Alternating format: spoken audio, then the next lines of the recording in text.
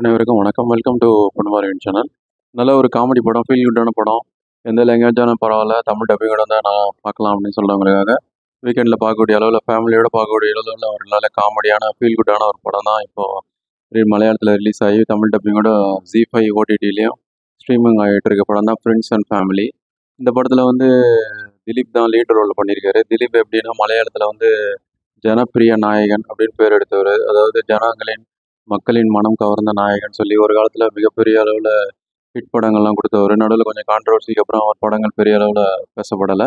அது இருந்தாலும் அவர் காமெடி ரோல்லாம் நல்லா பண்ணுவார் அப்படின்ற அளவுக்கு பேர் எடுத்தவர். எல்லா கேரக்டரையும் நல்லா பண்ணுவார். பேரழகனில் நம்ம சூர்யா அவர்கள் பண்ண கேரக்டர் வந்து ஒரிஜினலாகவே மலையாளத்தில் அவர் நடித்து சூப்பர் ஹிட் ஆன படம். அதோட ரீமேக் தான் தமிழில் பண்ணாங்க. இப்படி மலையாளத்தில் அவர் பண்ண படங்கள் தமிழ்லேயும் பல லாங்குவேஜ்லையும் ரீமேக் ஆகிருக்கு.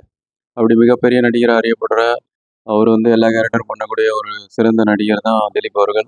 அவர் நடிப்பில் ஃபீல் குட்டான படம், நல்ல காமெடி நல்லாவே எடுபட்டிருக்கு இந்த படத்தில். இப்படி இந்த படம் வந்து நிறைய பாசிட்டிவ் விஷயங்கள்லாம் இருக்குது. நல்ல ஒரு ஃபீல் குட் படம், பார்த்த திருப்தி உங்களுக்கு கிடைக்கும். வீட்டிலேருந்து பார்க்கக்கூடிய அளவு, ஃபேமிலியோட பார்க்கக்கூடிய அளவில் எந்த விதமான வன்முறைகளோ, ரத்தம், வெட்டு குத்துன்னு பல படங்கள் வர சூழ்நிலையில் நல்ல ஒரு ஃபேமிலி ட்ராமா, அதுவும் மலையாள பேக்ரவுண்டில் நல்ல ஒரு மலையாள அந்த லொக்கேஷன்ஸில் எடுக்கப்பட்ட படம்.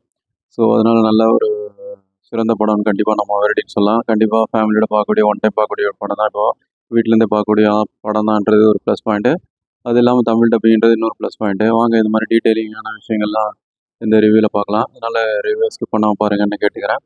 இனி படத்தோட ரிவ்யூ பார்க்கலாம். படத்தோட கதை என்னென்னா, திலீப் வந்து ஒரு பொட்டிக் ஷாப் நடத்திட்டு வர்றாரு. அவர் வந்து ஃபேஷன் டெக்னாலஜி படிச்சுட்டு இந்த மேரேஜுக்கு கல்யாணம் ஆகிற பொண்ணுங்களுக்கு அந்த மேரேஜுக்கு உண்டான அந்த ஒரு ஆயத்த ஆடைகள் எல்லாத்தையும் ரெடி பண்ணி, அது ஏ டு இசட் எல்லாமே ரெடி பண்ணி கொடுக்குற அந்த மேக்கப் செட்டு எல்லாமே பண்ணி கொடுக்குற ஒரு பொட்டிக் ஷாப் மாதிரி நடத்திக்கிட்டு வராரு. அவர் தான் அவங்க ஃபேமிலியிலேயே வந்து சம்பாதிக்கிற ஒரு பிரெட் வின்னர் மாதிரின்னு சொல்லலாம். ஸோ அவங்க ஃபேமிலியில் வந்து பெரிய ஃபேமிலி தான். 2 தம்பி. அவங்களுக்குங்க இவரோட சின்னவங்களா இருந்தாலும் அவங்களுக்கு கல்யாணம் ஆகிடும். இவர் கல்யாணம் ஆகாமல் இருக்கும் திலீப்புக்கு. அப்பா வந்து சித்திக்கு வந்து பொலிட்டிக்கலில் இருப்பார். பெரிய அளவில் சம்பாத்தியம் இருக்காது. அம்மா வந்து ஹவுஸ் ஒய்ஃபு. ஸோ இந்த மாதிரியான ஒரு குடும்பத்தை வந்து ரன் பண்ணிட்டு வர்றது, ஃபைனான்ஷியலி சப்போர்ட் பண்ணிட்டு வர்றது வந்து திலீப் தான்.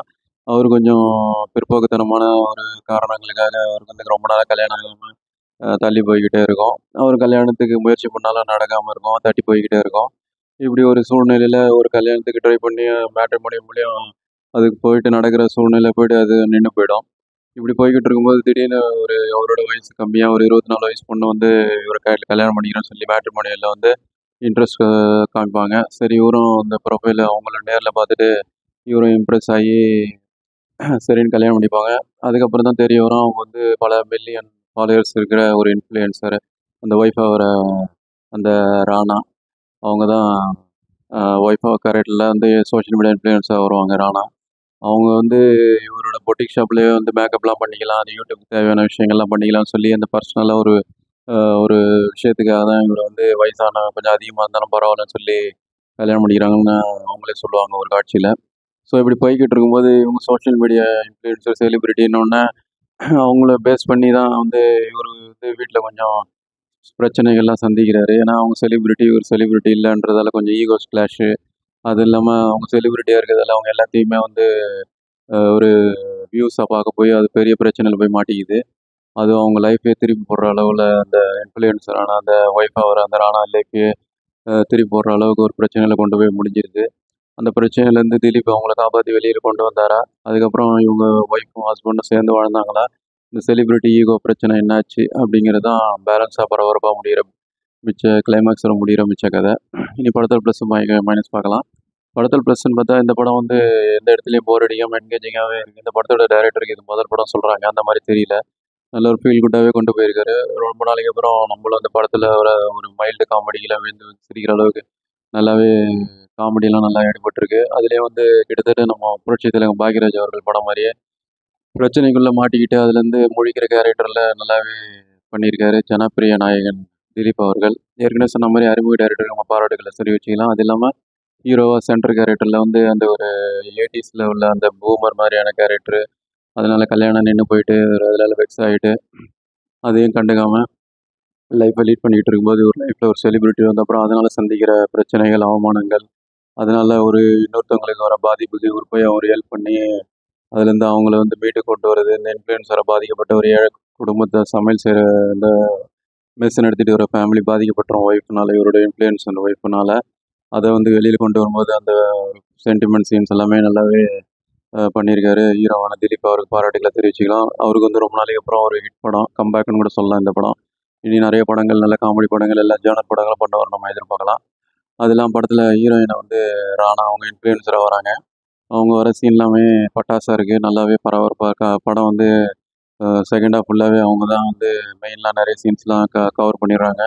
படத்தையும் தாங்கி பிடிக்கிறாங்கன்னு சொல்லலாம். அந்த ஒரு கல்யாணத்துக்கு இப்போ அந்த மலையூர் நாட்டாம மனசை காட்டுன்னு சொல்லி மலையூர் மம்பட்டியான் பார்ட் 2ல வந்த பாட்டு வைரல் ஆச்சு. அந்த பாட்டு தான் இப்போ எல்லாருமே இந்த கல்யாணத்தப்போ அந்த அந்த பாட்டு தான் பாடி டான்ஸ் ஆடுறாங்க பொண்ணு வரவேற்பு விழாவில். அந்த மாதிரி பாட்டை வந்து இதுலேயும் வச்சுருப்பாங்க. நல்லாயிருக்கும் அந்த சீன்ஸ்லாம் கூஸ் மூமெண்ட்ஸ் நல்லாவே அவங்க பண்ணியிருப்பாங்க ஹீரோயினாக வர அந்த ராணா. அது இல்லாமல் இப்போ இன்ஃப்ளூயன்ஸுக்காக அவங்க வந்து எடுக்கிற ஒரு சில விஷயங்கள் அவங்களுக்கே வந்து அகேன்ஸ்டாக போய் அவங்க லைஃபே புரட்டி போட கலைகளில் பிரச்சனை சந்திக்கும் போது அவங்க கொடுக்குற எக்ஸ்பிரஷன்ஸ்லாம் நல்லாவே இருக்குது. அவங்களுக்கு பாராட்டுகளை தெரிவிச்சுக்கலாம்.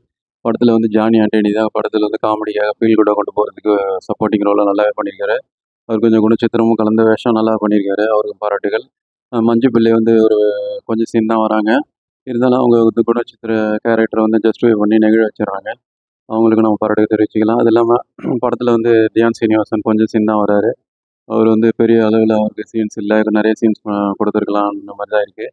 சித்திக்கும் அப்பாவு கேரக்டரில், மஞ்சு படிக்கிற வந்து அம்மா கேரக்டர் திலீப்புக்கு அப்பா அம்மா கேரக்டர் நல்லாவே அவங்க கொடுத்த ரோலை ஜஸ்டிஃபை பண்ணிட்டாங்கன்னு சொல்லலாம். படத்தில் மியூசிக்கையும் பிஜிஎம்மும் நல்லாவே எலிவேட் பண்ணுது.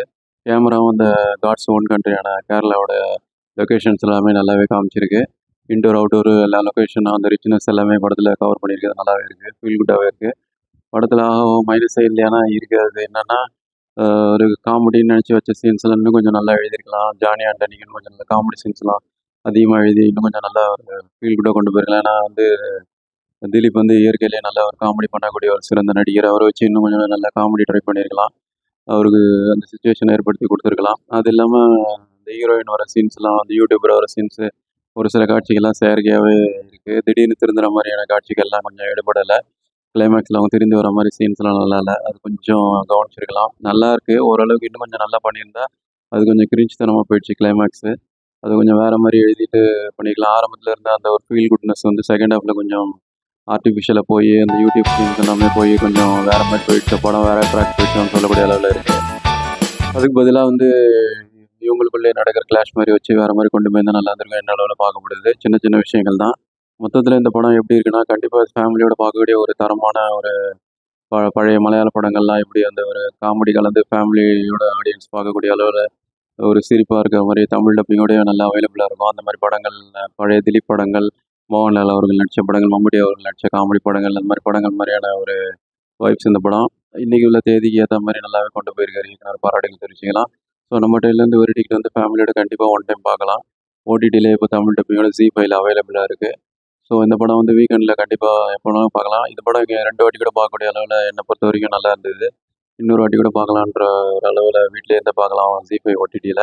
ஸோ என்னோட பொறுத்த வரைக்கும் கண்டிப்பாக ஒன் டைம் பாருங்கள். இந்த படத்தை பார்த்துருந்தீங்கன்னா இந்த படத்தோட ரிவ்யூ பற்றி நீங்கள் படம் உங்கள் அபிப்பிராயத்தை வந்து கமெண்ட்டில் போடுங்க. வேறு ஒரு முன்னோட்டம் அல்லது ரிவ்யூவில் சந்திப்போம். அதுவரை நன்றி, வணக்கம்.